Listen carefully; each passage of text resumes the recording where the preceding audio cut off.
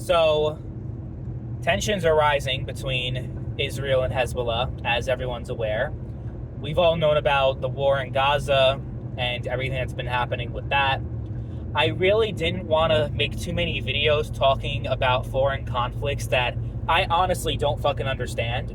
So I'm not going to sit there and take okay, I'm going to take this position and act like I know everything about the conflict. I know the entire centuries-long history, honestly, 1,000 years of history between the Jews and the Arabs in the Middle East and everything, all the conflicts that have happened and how we've got to this point and who's right and who's wrong. It's the thing about war is that it's always portrayed in black and white, right? Most of the time. And there are some cases where it is more of a black and white issue, especially if we're talking about World War II. There was a clear evil side in that conflict. World War I, not as much, to be honest. Because, if we take the British Empire and the German Empire, they're both shitty. But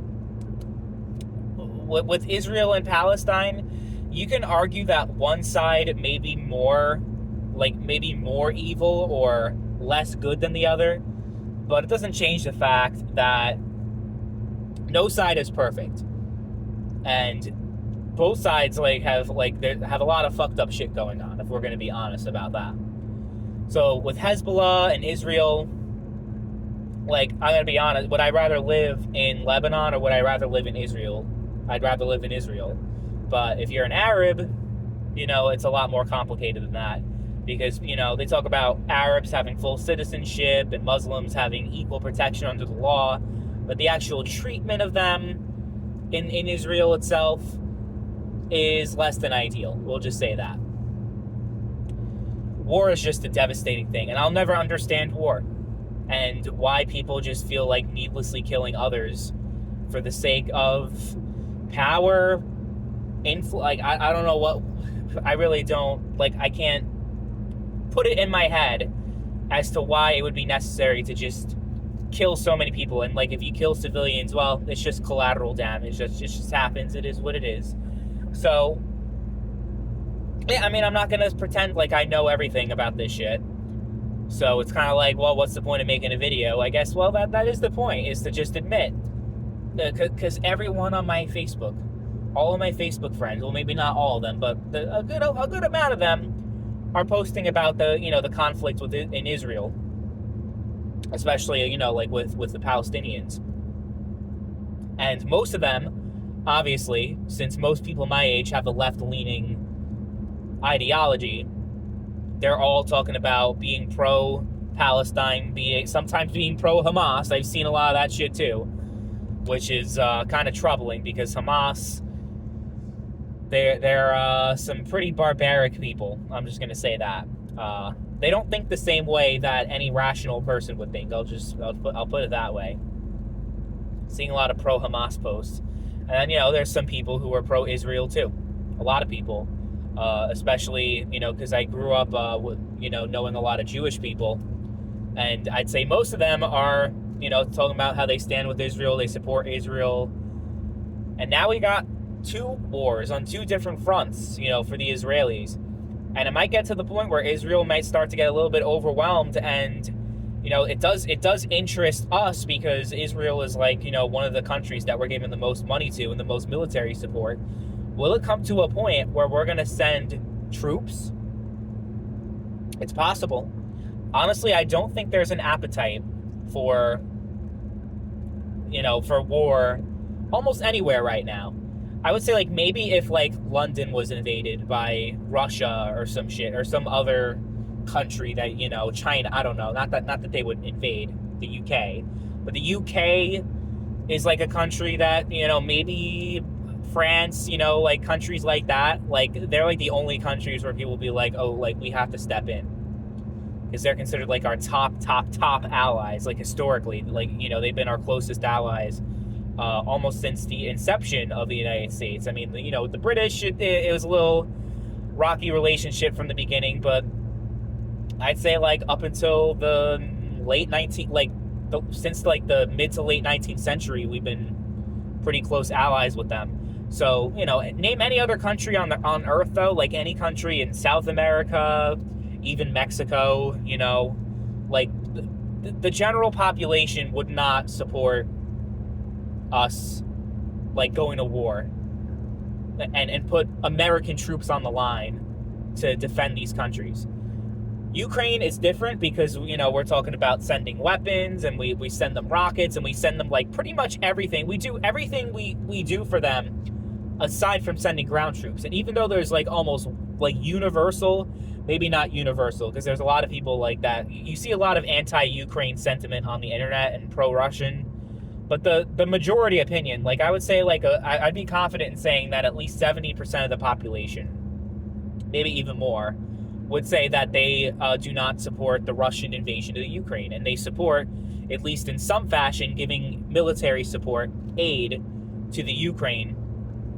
But, you know, like, so yeah, a vast majority of people would support us giving aid to the Ukraine. But if we talk about sending troops on the ground to the Ukraine, I guarantee you it's going to be like maybe 20-25% of people that would actually support that. So it's a whole other ballgame when you're talking about us putting our lives on the line.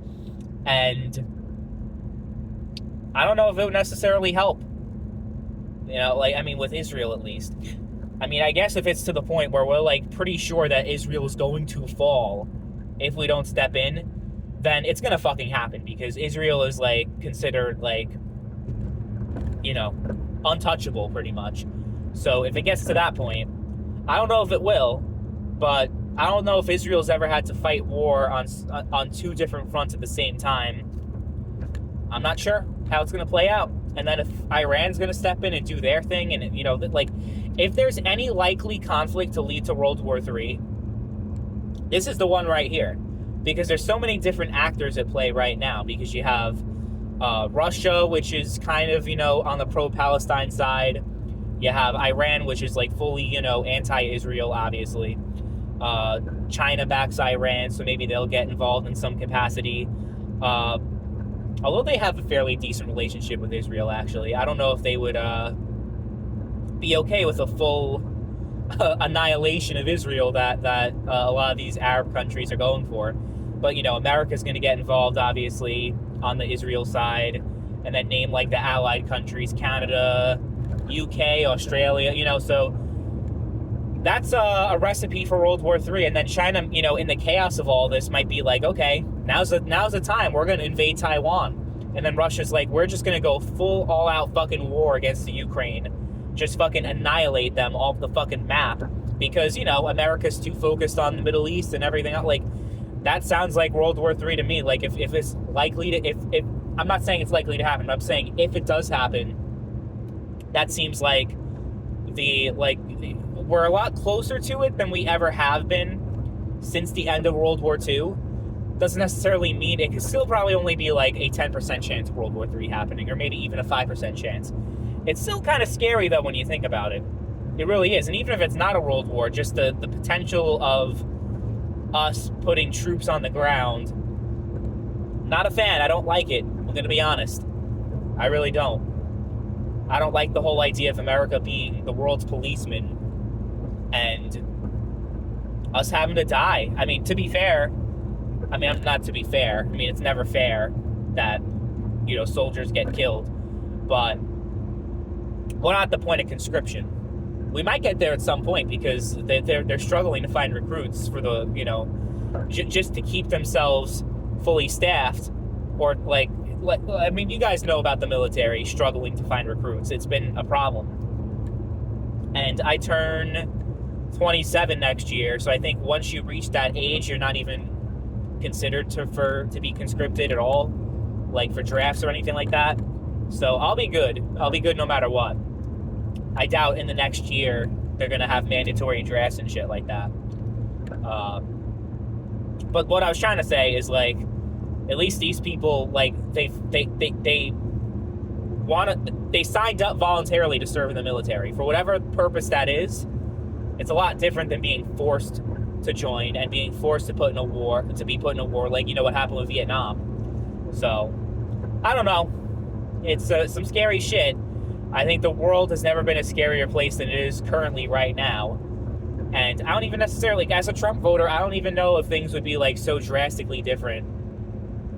Like, you know, foreign policy, like, well, I mean, foreign policy would be different, but I don't know, like, if the landscape of the world right now would be, like, so much more stable and be so much better if Trump was in office. Like, if you won in 2020, let's say, you know? But we'll see. We will see how things play out.